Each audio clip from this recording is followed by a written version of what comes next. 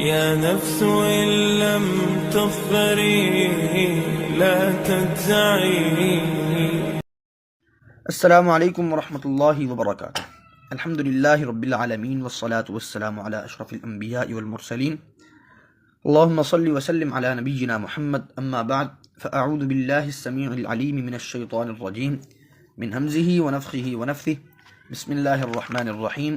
قال اللہ تبارک وتعالی فی القرآن المجید والفرقان الحمید وأمر أهلك بالصلاة واصطبر عليها لا نسألك رزقا نحن نرزقك والعاقبة للتقوى. صدق اللہ العظیم. عزیز طلبہ و طالبات، کل جو ہم نے بات پڑھی تھی، جو مسائل پڑھے تھے، ان میں سے کچھ مسائل کا تعلق اوقات نماز کے ساتھ تھا اور ان میں سے کچھ مسائل کا تعلق اذان کے ساتھ تھا. تو اذان سے متعلق ہم نے تقریباً کل 9 مسائل پڑھ لیے تھے. آخری مسئلہ اقامت کے وقت ذکر کرنے یا نہ کرنے کا تھا، تو وہ تفصیلی بات کل کے سبق لیکچر نمبر 3 میں ہم کر چکے ہیں. آج ہمارا لیکچر نمبر 4 ہے، جس میں ہم اسی بات کو تھوڑا سا آگے بڑھاتے ہوئے اذان سے متعلق مسائل کو ختم کرنے کی کوشش کریں گے. تو اذان سے متعلق جو ہم نے کل کچھ باتیں کہیں کہ اذان کا جواب دیا جائے گا، اذان کے بعد کون کون سی دعائیں پڑھی جائیں گی، پھر اقامت کے وقت کون سا ذکر کیا جائے گا، اذان کہنے کے کتنے طریقے ہیں، اقامت کہنے کے کتنے طریقے ہیں، اور اسی طرح ہم نے یہ بھی بات کہی کہ اذان کے بعد جو دعا پڑھی جاتی ہے، اللہم رب هذه الدعوة التامة والصلاة القائمة آت محمد الوسیلة والفضیلة وبعثه مقاما محمودا الذی وعدته. اس کے آگے کچھ الفاظ کا اضافہ کیا جاتا ہے، جیسے انک لا تخلف المیعاد، اور بھی کچھ الفاظ کا اضافہ کیا جاتا ہے، تو یہ احادیث سے ثابت نہیں ہے. تو صرف وبعثه مقاما محمودا الذی وعدته تک ثابت ہے. اور اس کے علاوہ بھی اللہ کے نبی علیہ السلام نے کچھ دعائیں سکھائی ہیں. وَأَنَا أَشْهَدُ أَن لَا إِلَهَ إِلَّا اللَّهُ وَأَنَّ مُحَمَّدًا عَبْدُهُ وَرَسُولُهُ رَضِيتُ بِاللَّهِ رَبًّا وَبِالْإِسْلَامِ دِينًا وَبِمُحَمَّدٍ نَبِيًّا وَرَسُولًا. تو یہ دعائیں بھی اذان کے بعد پڑھی جا سکتی ہیں. آج جو ہم نے مسئلہ پڑھنا ہے وہ یہ ہے کہ اذان دینے والے انسان کے لیے کیا حکم ہے، اس کے لیے اس انسان کے اندر کون کون سی صفات کا ہونا ضروری ہے، یا کم از کم ان صفات کو اپنانا اس کے لیے مستحب ہے. مؤذن کون کون سی صفات کو اپنائے اذان کہنے کے لیے؟ تو سب سے پہلے نمبر پر اذان کہنے کے لیے مؤذن کو پاک ہونا چاہیے، کیونکہ مسجد کے اندر داخل ہونے کے لیے انسان کا پاک ہونا ضروری ہے، اور اذان مسجد کے اندر ہی کہی جائے گی. تو جو مؤذن ہے وہ پاک ہو کر کے نماز کے لیے اذان دینے کے لیے آئے. دوسرے نمبر پر اذان دینے کے لیے مؤذن کا کھڑے ہو کر اذان دینا، یہ اس کے لیے مستحب ہے. کھڑا ہو کر کے اذان دینے کی کچھ وجوہات بھی ہیں، اور اللہ کے نبی علیہ الصلوۃ والسلام نے بھی حضرت بلال رضی اللہ عنہ کو، جب ہم نے کل بھی حدیث میں پڑھا کہ جب صحابی رسول اللہ کے نبی علیہ السلام کے پاس آئے اور انہوں نے بتایا کہ میں نے خواب میں یہ دیکھا ہے، تو پھر اللہ کے نبی علیہ الصلوۃ والسلام نے کہا قم یا بلال، بلال کو کہا کہ اٹھیے اور اٹھ کے اذان دیجیے. اور اسی طرح حضرت عمر فاروق رضی اللہ تعالیٰ عنہ نے جب یہ کہا تھا تو نبی علیہ الصلوۃ والسلام نے فرمایا تھا قم یا بلال فاذن، کھڑے ہوئیے اور اذان دیجیے. تو اذان کھڑے ہو کر دینا مستحب ہے. کوئی مؤذن بیماری کی وجہ سے یا بزرگ مؤذن ہے، وہ کھڑا نہیں ہو سکتا، تو بیٹھ کے اذان دینے میں کوئی حرج نہیں ہے، کوئی قباحت نہیں ہے، لیکن مستحب عمل یہ ہے کہ انسان کھڑا ہو کر کے اذان دے. تیسرے نمبر پر انسان کا قبلہ رخ ہونا نہایت ضروری ہے. قبلہ رخ ہو کر کے انسان اذان دے، اور یہ اس وجہ سے ہے کیونکہ اس بات پر امت کا اجماع ہو چکا ہے کہ اذان قبلہ رخ قبلے کی طرف منہ کر کے اذان دینا مسنون ہے. اور یہ اس وجہ سے بھی کہ رسول اللہ صلی اللہ علیہ وسلم کا جو مؤذن تھے نا، عبداللہ ابن ام مکتوم اور حضرت بلال رضی اللہ عنہم اجمعین، یہ قبلہ رخ ہو کر کے اذان دیا کرتے تھے. لیکن یہ بات یاد رکھیں کہ اگر قبلہ رخ ہونے میں کوئی کوتاہی ہو جائے تو اذان درست ہوگی، اذان کو لٹانا ضروری نہیں ہے، دوبارہ اذان کہنا ضروری نہیں ہے. اگر کسی انسان نے کسی مؤذن سے اذان غلطی سے قبلے سے ہٹ کر کے، یعنی ہمارا اگر پاکستان میں قبلہ مغرب کی طرف ہے تو وہ مشرق کی طرف منہ کر کے غلطی سے اذان دے دیتا ہے، جان بوجھ کر نہیں ایسا کرنا چاہیے، کیونکہ اللہ کے نبی علیہ الصلوۃ والسلام کے مؤذنین قبلہ رخ ہو کر کے اذان دیا کرتے تھے۔ اور اگر کوتاہی سے ہو جائے تو پھر اذان کو دوبارہ لٹانا ضروری نہیں ہے، وہ انسان وہ اذان جو ہے وہ ہو چکی ہے، اب اس کو دوبارہ لٹانا ضروری نہیں ہے۔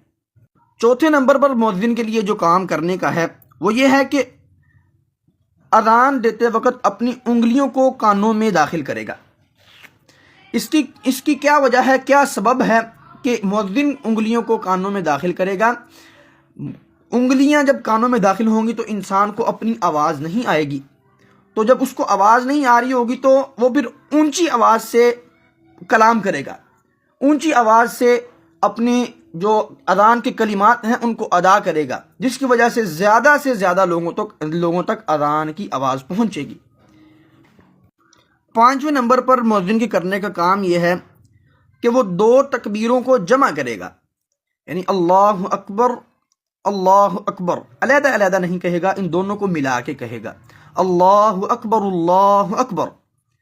اور اسی طرح چاروں کو جمع کر کے نہیں کہے گا، اللہ اکبر اللہ اکبر اللہ اکبر اللہ اکبر، اس طرح نہیں کہے گا، 2 تکبیریں کہے گا، اللہ اکبر اللہ اکبر اللہ اکبر اللہ اکبر۔ چھٹے نمبر پر جو مؤذن نے کام کرنا ہے، حی علی التین کے وقت اس نے چہرہ موڑنا ہے۔ حی علی التین کا مطلب کیا ہے کہ حی علی الصلاۃ حی علی الفلاح، 2 حی ہیں تو ان کو ملا کر کے حی علی التین بنا دیا گیا۔ تو حی علی التین کے وقت جب حی علی الصلاۃ کہے گا تو چہرے کو دائیں جانب، اور جب حی علی الفلاح کہے گا چہرے کو بائیں جانب۔ ان دونوں حی علی التین کے وقت، ان کی ادائیگی کے وقت مؤذن چہرے کو پھیرے گا دائیں اور بائیں جانب۔ 7ویں نمبر پر فجر کی اذان میں تصویب ہے، یعنی الصلاۃ خیر من النوم کہنا ہے۔ 8ویں نمبر پر یہ بات ہے کہ جب مؤذن یا مکبر جو ہے وہ تکبیر کہہ رہا ہوگا اس وقت تکبیر کے دوران کلام نہیں کرے گا۔ تکبیر کہتے وقت کلام کرنا مکروہ عمل ہے، اس کو ناپسندیدہ قرار دیا گیا ہے، تو تکبیر کہتے وقت کلام نہیں کرنا۔ اور آخری جو بات ہے وہ یہ ہے کہ مؤذن اللہ کی رضا کے لیے اذان دے۔ اذان دینے کے لیے مؤذن کو یہ چاہیے کہ اجرت مقرر نہ کرے، نہ ہی اجرت لیا کرے۔ سنن ابی داؤد میں یہ حدیث ہے، حضرت عثمان بن ابی العاص رضی اللہ تعالیٰ عنہ فرماتے ہیں، میں نے رسول اللہ صلی اللہ علیہ وسلم کو کہا، اے اللہ کے نبی علیہ السلام مجھے میری قوم کا امام مقرر فرما دے۔ آپ علیہ السلام نے فرمایا تم ان کے امام ہو، ان میں سے جو زیادہ کمزور شخص ہے اس کی اقتدا کرو، یعنی جو بزرگ ہے، جو نماز خفیف پڑھتا ہے، بالکل ہلکی سی نماز پڑھتا ہے، اس کی نماز کی طرح تم نماز پڑھاؤ۔ اور فرمایا ایسا مؤذن مقرر کرو جو اپنی اذان پر کوئی اجرت نہ لیتا ہو۔ تو اذان کہنے کے لیے مؤذن کو چاہیے کہ اللہ کی رضا، صرف اللہ کی رضا مقصود ہو، اور وہ احادیث جو ہیں مؤذنین کے لیے جو اللہ کے نبی علیہ الصلوۃ والسلام نے فرمائی ہیں کہ اطول الناس ہوں گے، سب سے اونچی گردنیں ہوں گی، اور ان کی خوبی بیان کرتے ہوئے نبی علیہ السلام نے فرمایا کہ یہ تو امت کے ضامن ہیں، یہ امت کے امین ہیں۔ یہ اللہ کے نبی علیہ الصلوۃ والسلام سے مؤذنین کی جو صفات بیان کی گئی ہیں، ان کے لیے جو اللہ کے نبی علیہ الصلوۃ والسلام نے انعامات بیان کیے ہیں، ان انعامات کو اپنے ذہن میں رکھتے ہوئے صرف اللہ سے ثواب کی امید اور اللہ تعالیٰ سے اجر لینے کی امید کی بنا پر اذان کہے، نہ کہ لوگوں سے اجرت لینے کی بنا پر۔ تو یہ تھے مؤذن سے متعلق مسائل۔ اب اگلا مسئلہ یہ ہے کہ کیا اذان کا وقت ہونے سے پہلے، یعنی نماز کا وقت شروع ہونے سے پہلے اذان کہی جا سکتی ہے یا نہیں کہی جا سکتی؟ مثلا اگر عصر کا وقت 2:45 پر شروع ہو رہا ہے، 2:45 بجے، تو کیا ہم اذان 2:40 پر دے سکتے ہیں یا نہیں دے سکتے؟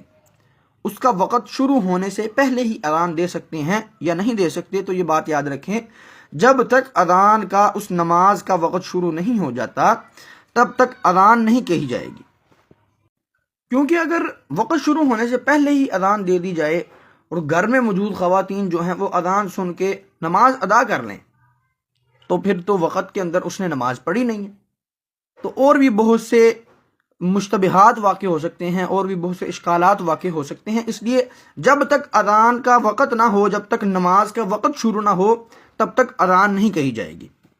اگلا جو مسئلہ ہے اذان سے متعلق وہ یہ ہے کہ اذان اور اقامت کے درمیان فاصلہ یا وقفہ کتنا رکھا جائے گا۔ تو اذان اور اقامت کے درمیان اتنا وقفہ تو ہونا چاہیے جس وقفے میں نمازی نماز کی تیاری کر لے، نمازی نماز کے لیے وضو وغیرہ کر لے، کم از کم اتنا وقفہ ہونا ضروری ہے، کیونکہ اذان مشروع ہی اس لیے ہوئی ہے کہ لوگوں کو بتایا جائے کہ بھئی نماز کا وقت شروع ہو گیا ہے، نماز کی تیاری کر کے مسجد کی طرف آ جائیں۔ اور اگر اذان کے فوراً بعد ہی نماز کھڑی کر دی جائے تو اس سے اذان کی مشروعیت کا مقصد فوت ہو جائے گا۔ مقصد یہ تھا کہ لوگوں میں اعلان کر دیا جائے، لوگوں کو بتا دیا جائے کہ نماز کا وقت ہو گیا ہے، نماز کی تیاری کر لو، نماز کی تیاری کر کے مسجد میں آ جاؤ۔ اور اگر اذان کے فوراً بعد ہی نماز کھڑی کر دی جائے تو پھر اذان کا مقصد فوت ہو جائے گا۔ آگے جو 13واں مسئلہ ہے اذان سے متعلق یہ ہے کہ کیا جس انسان نے اذان کہی ہے وہی اقامت کہے گا، تکبیر بھی وہی کہے گا، یا کوئی اور تکبیر کہہ سکتا ہے؟ تو اس میں علماء کا اس بات پر اتفاق ہے کہ مؤذن کے علاوہ بھی کوئی دوسرا شخص اقامت کہہ سکتا ہے، لیکن بہتر یہی ہے کہ مؤذن ہی اقامت کہے گا، جس کی ذمہ داری ہے وہی اقامت کہے گا۔ البتہ جو کوئی مؤذن کے علاوہ کوئی اور اقامت کہنا چاہتا ہے تو اس کو چاہیے کہ وہ مؤذن سے اجازت لے لے۔ جب مؤذن سے اجازت لے لے گا تو پھر اشکالات سے بچے گا۔ تو جس کو مقرر کیا گیا ہے اذان دینے کے لیے چاہیے یہی کہ وہی اقامت کہے۔ البتہ اگر کوئی اور اقامت کہہ لیتا ہے تو کوئی حرج والی بات نہیں ہے۔ 14 نمبر مسئلہ یہ ہے کہ مسجد میں ہم آئے ہیں تو نماز پڑھنے کے لیے کھڑے کس وقت ہونا ہے، یعنی نماز کا وقت ہو گیا ہے، مثلا اگر ظہر کی نماز کا وقت ہے 1 بجے تو پورا 1 بج گیا ہے، تو ہمیں جب پورا 1 بج گیا تو ہم نماز کے لیے کھڑے ہوں گے، یا کیا طریقہ کار ہے نماز کے لیے کھڑے ہونے کا؟ تو یہ طریقہ کار اللہ کے نبی علیہ الصلوۃ والسلام سے منقول ہے۔ اللہ کے نبی علیہ الصلوۃ والسلام نے فرمایا لا تقوموا حتى ترونی، بخاری میں حدیث ہے، اللہ کے نبی علیہ السلام نے فرمایا فلا تقوموا حتى ترونی، اے صحابہ تب تک نہ کھڑے ہوا کرو جب تک تم مجھے نہ دیکھ لو، یعنی امام کو دیکھ کر نماز کے لیے کھڑے ہونا ہے۔ جیسے ہی امام مسجد میں داخل ہو نماز پڑھانے کے لیے اور نماز کا وقت ہو گیا ہے تب نماز کے لیے کھڑا ہونا ہے۔ اب مسئلہ یہ ہے کہ ہمارے ہاں جو ائمہ کرام ہیں وہ پہلے ہی مسجد میں موجود ہوتے ہیں، تو اب جو ائمہ کرام مسجد میں پہلے سے موجود ہیں، جو امام صاحب پہلے ہی مسجد میں موجود ہیں، تو ہم اس صورت میں نماز کے لیے کس وقت کھڑے ہوں گے؟ تو اس میں ائمہ کا کچھ اختلاف ہے۔ امام مالک رحمہ اللہ کہتے ہیں کہ جیسے ہی اقامت شروع ہوگی تو جو مقتدی ہیں وہ نماز کے لیے کھڑے ہو جائیں گے، اور امام احمد بن حنبل رحمہ اللہ کا اس میں یہ موقف ہے کہ جب مؤذن قد قامت الصلاۃ کے الفاظ پر پہنچے گا تب نماز کے لیے مقتدی کھڑے ہو جائیں گے، اور امام ابو حنیفہ رحمہ اللہ کا یہ اس میں مذہب ہے، ان کا موقف یہ ہے کہ جب مکبر حی علی الصلاۃ کہے گا تب مقتدی نماز کے لیے کھڑے ہوں گے۔ لیکن صحیح بات یہی ہے کہ اس صورت میں بھی جب تک امام کو دیکھ نہ لیں، یعنی وہ امام اپنی جگہ سے اٹھ کے مصلی کی طرف نہ آ جائیں یا مصلی پر کھڑے نہ ہو جائیں، تب تک نماز کے لیے نہ کھڑے ہوں، کیونکہ اللہ کے نبی علیہ السلام نے فرمایا اذا اقیمت الصلاۃ فلا تقوموا حتى ترونی، جب نماز کے لیے اقامت کہہ دی جائے، نماز کھڑی ہو جائے، نماز کھڑی کر دی جائے، یعنی اقامت کہہ دی جائے فلا تقوموا حتى ترونی، تم تب تک نہ کھڑے ہو جب تک تم مجھے دیکھ نہ لو۔ تو اس مسئلے میں صحیح اور راجح قول یہی ہے کہ امام کو دیکھنے سے پہلے مقتدی کھڑے نہیں ہوں گے۔ اگلا مسئلہ یہ ہے کہ جب اذان کہہ دی جائے تو اس کے بعد مسجد سے باہر نہیں نکلنا، اذان کے بعد مسجد سے باہر نہیں نکلنا،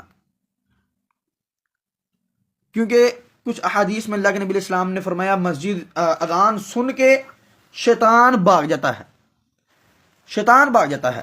تو اس مسئلے میں سیدنا ابو ہریرہ رضی اللہ تعالیٰ عنہ سے بھی ایک حدیث آتی ہے، انہوں نے بیان کیا ہے کہ مؤذن کے اذان دینے کے بعد ایک آدمی مسجد سے باہر نکل گیا، تو آپ نے فرمایا یہ جو شخص ہے نا قد عصا ابو القاسم، اس نے ابو القاسم یعنی حضرت محمد صلی اللہ علیہ وسلم کی نافرمانی کی ہے۔ صحیح مسلم کے اندر بھی یہ حدیث موجود ہے، سنن ابی داؤد کے اندر بھی یہ حدیث موجود ہے۔ انہوں نے فرمایا اس انسان نے نبی علیہ الصلوۃ والسلام کی نافرمانی کی ہے۔ تو اذان کے بعد مسجد سے نکلنا یہ نافرمانی میں آتا ہے، اور کچھ احادیث میں منافق کے ساتھ اس کو تشبیہ دی گئی ہے۔ لیکن یہ بات یاد رکھیں کہ ایک انسان اذان کے مکمل ہو جانے کے بعد اس کو کوئی ایمرجنسی کام پڑ گیا یا اس کا ارادہ چینج ہو گیا اور اس کے ذہن میں یہ خیال آیا کہ جہاں پر میں نے کام جانا ہے وہاں پر اذان نماز کا وقت 15 منٹ آگے ہے، مثلا انہوں نے اس مسجد میں اذان سنی 3 بجے اور نماز کا وقت اس مسجد میں 3:15 تھا، لیکن ان کو جہاں کام پڑا وہاں پر 3:30 بجے نماز ہے یا 3:15 بجے ہی ہے، اور ان کو یقین ہے کہ میں 3:15 تک وہاں پر پہنچ جاؤں گا، تو یہ آدمی اذان کے بعد مسجد سے نکل سکتا ہے، کیونکہ انہوں نے آگے جا کے نماز پڑھنے کا ارادہ کیا ہوا ہے۔ اور اس کے علاوہ کوئی انسان اذان سن کے مسجد سے باہر نہیں جا سکتا الا کہ کوئی شرعی عذر اس کے پاس موجود ہو۔ لیکن حضرت معاذ الجہنی رضی اللہ تعالیٰ عنہ نے نبی کریم صلی اللہ علیہ وسلم سے ایک روایت بیان کی، فرماتے ہیں کہ نبی علیہ السلام نے فرمایا انتہائی بدخلقی ہے اور کفر اور نفاق کے ضمن میں سے ہے کہ کوئی شخص اللہ کے منادی کو سنے، اللہ کی ندا کو سنے کہ اللہ اس کو فلاح کی طرف بلا رہا ہے، اللہ اس کو کامیابی اور کامرانی کی طرف بلا رہا ہے، وہ اور اسے قبول ہی نہیں کر رہا۔ اور اسی طرح امام ترمذی رحمہ اللہ نے فرمایا کہ نبی کریم صلی اللہ علیہ وسلم کے کئی صحابہ سے بات مروی ہے کہ اللہ کے نبی علیہ السلام نے فرمایا جو شخص اذان سن کر باجماعت نماز نہ پڑھے اس کی کوئی نماز ہی نہیں ہے، لا صلاۃ، اس کی کوئی نماز ہی نہیں ہے، اذان سننے کے بعد نماز نہیں پڑھ رہا تو اللہ کے نبی علیہ السلام نے فرمایا اس کی نماز ہی کوئی نہیں۔ تو یہ ساری احادیث جو ہیں اذان سننے کے بعد مسجد سے باہر نکلنے کی ممانعت پر دلالت کرتی ہیں۔ اگلا مسئلہ یہ ہے کہ فوت ہو جانے والی نماز کے لیے اذان اور اقامت کہی جائے گی کہ نہیں کہی جائے گی؟ یعنی انسان کی کوئی نماز رہ گئی ہے، عشاء کی یا ظہر کی یا عصر کی کوئی نماز رہ گئی ہے، وہ اس کی قضائی دینے کے لیے جب کھڑا ہوا ہے تو کیا اس وقت اذان کہی جائے گی یا نہیں کہی جائے گی؟ تو بہتر یہی طریقہ ہے کہ وہ انسان اذان اور اقامت دونوں کہے، لیکن اگر وہ نہیں کہتا تو اس کی نماز ہو جائے گی، اس کی نماز درست ہے۔ اگر متعدد نمازیں اس کی فوت ہو گئی ہیں، یعنی ایک سے زائد نمازیں فوت ہو گئی ہیں، تو اس کے لیے مستحب طریقہ یہی ہے کہ وہ پہلی نماز کے لیے، مثلا اگر اس کی ظہر، عصر، مغرب، عشاء چاروں ہی نمازیں رہ گئی ہیں بہت ہی کسی ایمرجنسی کی وجہ سے یا بہت ہی نیند کے غلبے کی وجہ سے اس کی چاروں نمازیں رہ گئی ہیں، تو وہ جب اٹھے گا تو یا جب وہ نماز کی قضائی دینے کے لیے کھڑا ہوگا تو پہلی نماز کے لیے اذان کہہ لے اور اقامت کہہ لے، پھر ہر نماز کے لیے علیحدہ علیحدہ اقامت کہہ لے، ہر نماز کے لیے اذان دینا اس کے لیے ضروری نہیں ہے۔ اور ویسے بھی فوت شدہ نمازوں کے لیے اذان دینا ضروری نہیں ہے، اگر کہہ لے تو بہتر عمل ہے۔ اگلا مسئلہ جو ہے وہ یہ ہے کہ کیا خواتین اذان کہہ سکتی ہیں یا نہیں کہہ سکتی؟ عورتیں اذان کہہ سکتی ہیں یا نہیں کہہ سکتی؟ اس میں سب سے پہلی بات یہ یاد رکھیں کہ عورتیں مردوں کے لیے اذان نہیں کہہ سکتی۔ عورت کے لیے اذان کہہ سکتی ہے، عورت مرد کے لیے اذان نہیں کہہ سکتی۔ یعنی مسجد کے اندر اسپیشل مؤذنہ رکھنا یہ عمل درست نہیں ہے۔ لیکن یہی عورتیں اگر صرف عورتوں کے اندر موجود ہیں تو یہ اذان بھی کہہ سکتی ہیں، اقامت بھی کہہ سکتی ہیں، کوئی ان کے لیے رکاوٹ نہیں ہے، کیونکہ حضرت عائشہ صدیقہ رضی اللہ عنہا فرماتی ہیں کہ ہم اذان بھی دیا کرتی تھی، اقامت بھی کہا کرتی تھی، اور خواتین کی امامت بھی کرایا کرتی تھی۔ میں حضرت عائشہ فرماتی ہیں میں اذان بھی دیتی تھی، اقامت بھی کہہ لیتے تھے ہم، اور ہم خواتین کی امامت بھی کرا لیا کرتے تھے۔ اور اس میں یہ بات یاد رکھیں، باقی آگے تفصیل کے ساتھ یہ بات جماعت کے مسائل کے اندر آئے گی، لیکن یہاں پر بھی ایک بات واضح کر دوں کہ جب عورت امامت کروائے گی تو عورت امامت کرواتے وقت صف کے درمیان میں کھڑی ہوگی، نہ کہ مرد امام کی طرح آگے نکل کے کھڑی ہوگی۔ عورت صف کے درمیان میں کھڑی ہوگی، دائیں طرف بھی اس کی عورتیں ہوں گی، بائیں طرف بھی اس کی عورتیں ہوں گی، وسط میں کھڑے ہو کر نماز پڑھائے گی۔ لیکن یہی عورت مردوں کو سنانے کے لیے اذان نہیں دے سکتی، صرف عورتوں کے اندر اذان بھی کہہ سکتی ہیں اور اقامت بھی کہہ سکتی ہیں۔ اگلا مسئلہ یہ ہے کہ ایک آدمی مسجد میں داخل ہوا، نماز وہاں پر ہو چکی ہے، نماز مسجد کی جماعت جو ہے وہ مکمل ہو چکی ہے، اب آدمی نماز کے بعد داخل ہوا، تو کیا یہ آدمی اپنی نماز پڑھنے کے لیے اذان اور اقامت کہے گا یا نہیں کہے گا؟ تو بہتر اس کے لیے بھی یہی طریقہ ہے کہ وہ اپنی اذان کہہ لے تو اقامت بھی، اذان بھی کہے اور اقامت بھی کہہ لے۔ لیکن اگر نہیں کہے گا تو ضروری نہیں ہے، اذان اور اقامت کے بغیر بھی نماز ہو جائے گی۔ اگلا مسئلہ یہ ہے اقامت اور نماز کے درمیان کتنا فاصلہ ہونا چاہیے۔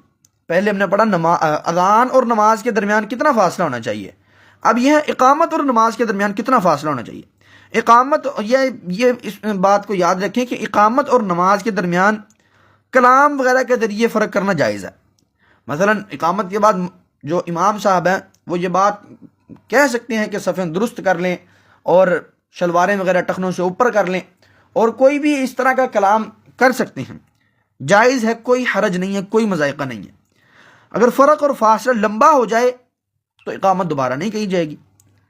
حضرت رسول اللہ صلی اللہ علیہ وسلم مصلی پر کھڑے ہو گئے تھے تو ایک اقامت ہو گئی، ایک صحابی آئے، انہوں نے کہا اللہ کے نبی السلام میں نے آپ سے کچھ مسئلہ پوچھنا ہے، سوال کرنا ہے۔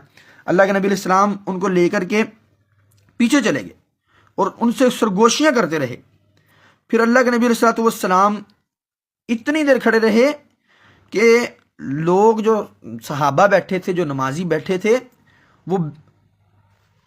وہ بیٹھے بیٹھے نیند کی وادی میں چلے گئے اور سو گئے۔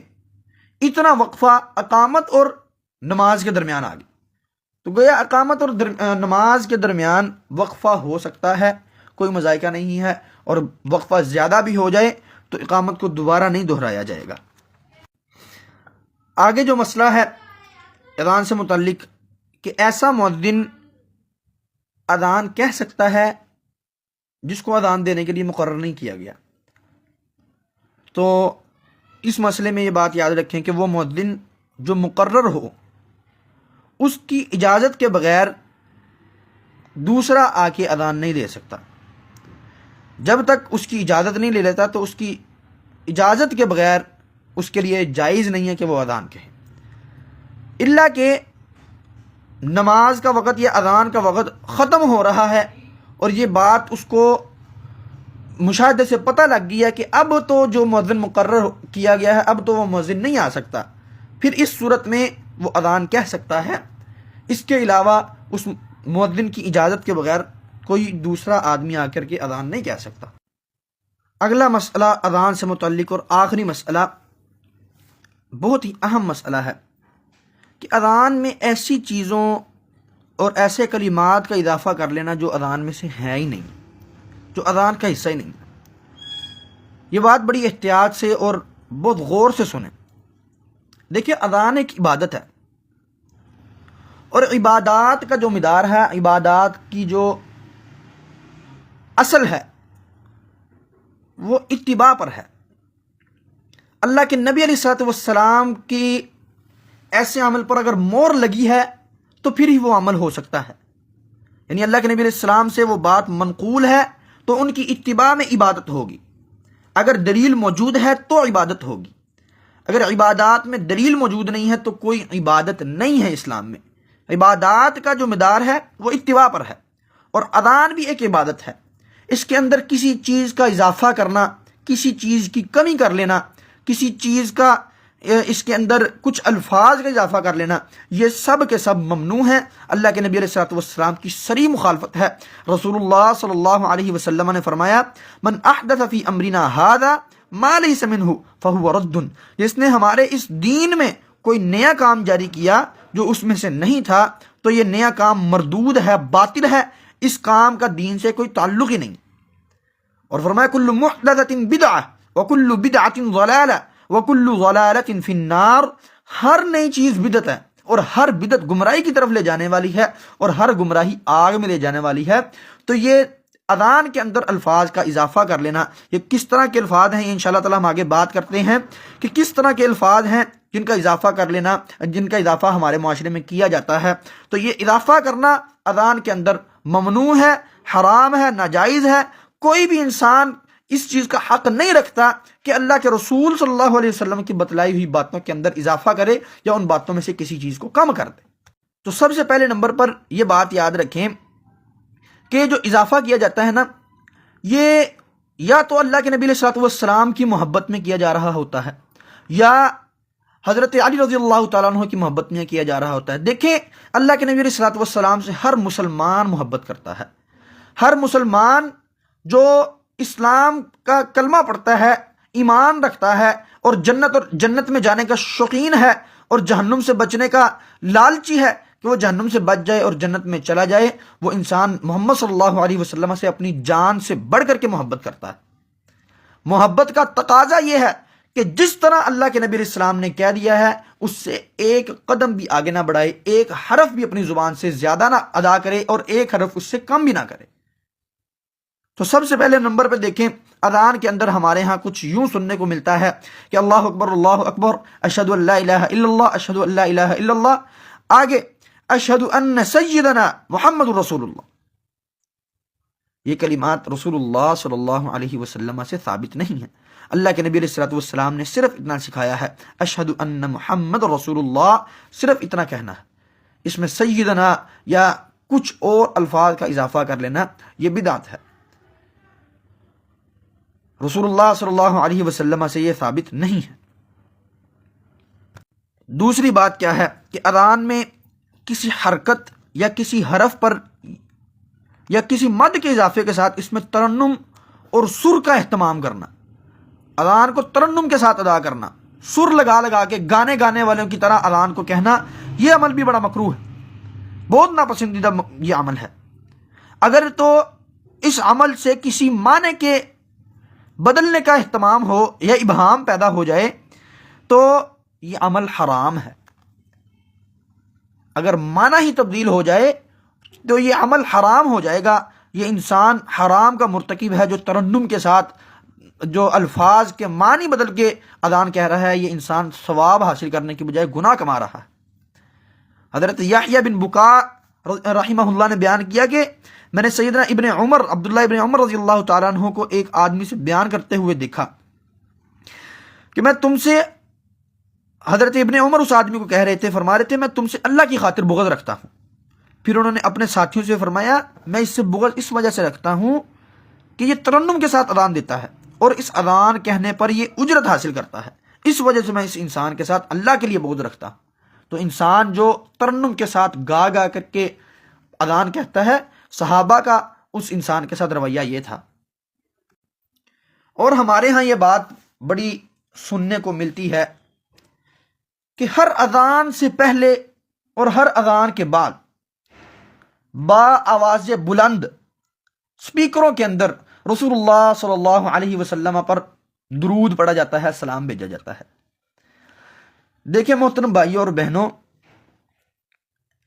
اللہ کی قسم رسول اللہ صلی اللہ علیہ وسلم پر درود بھیجنا بہت ہی افضل عمل ہے، نہایت افضل عمل ہے۔ ایک مرتبہ درود پڑھنے سے انسان کے نامہ اعمال میں 10 نیکیاں لکھی جاتی ہیں، لیکن ایسے موقع پر درود پڑھنا جہاں پر رسول اللہ صلی اللہ علیہ وسلم سے ثابت ہی نہیں ہے، یعنی اذان کے موقع پر، اذان کے وقت، اور پھر با آواز بلند درود پڑھنا اور پھر نہ پڑھنے والوں کو لعن طعن کرنا، یہ معاملہ درست نہیں ہے۔ اور اذان کے بعد با آواز بلند درود پڑھنا یہ بھی درست نہیں ہے۔ اور اذان کے بعد سپیکر کے اندر دعا مانگنا جو اللہم رب هذه الدعوۃ التامہ، یہ عمل بھی درست نہیں ہے۔ دیکھیں رسول اللہ صلی اللہ علیہ وسلم پر درود پڑھنا، میں پہلے بھی بات کہہ دی کہ بہت افضل عمل ہے، لیکن ایسے موقع پر پڑھنا جہاں پر رسول اللہ صلی اللہ علیہ وسلم سے ثابت نہیں ہے، یہ رسول اللہ صلی اللہ علیہ وسلم کی نافرمانی ہے، یہ اللہ کے نبی علیہ السلام کی نافرمانی ہے۔ جس طرح درود پڑھنا نہایت افضل عمل ہے، میں ایک چھوٹی سی مثال دے کر اپنی بات کو سمجھانے کی کوشش کروں گا. جس طرح درود پڑھنا نہایت افضل عمل ہے، اسی طرح نماز پڑھنا بھی نہایت افضل عمل ہے، سجدہ کرنا نہایت افضل عمل ہے، رکوع، قیام، قرآن کی تلاوت کرنا نہایت افضل عمل ہے. کوئی انسان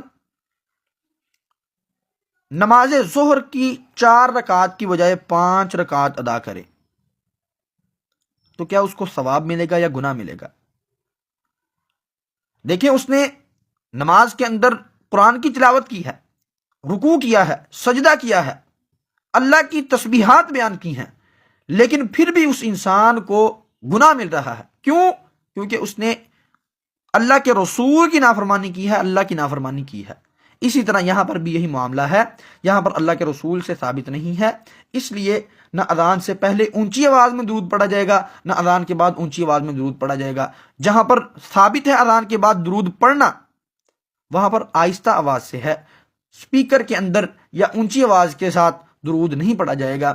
اللہ تعالیٰ سے دعا ہے کہ اللہ تعالیٰ ہمیں سمجھ کر اس پر عمل کرنے کی توفیق عطا فرمائے. اللہ تعالیٰ ہمیں صحیح نماز نبوی صحیح طریقے سے سیکھ کر اس کے مطابق عمل کرنے کی توفیق عطا فرمائے. كتاب الله منهل كل ضامن ومورد من تعطش للهدايا وسنة أحمد مسك الختام سراج النور من جمع المزايا.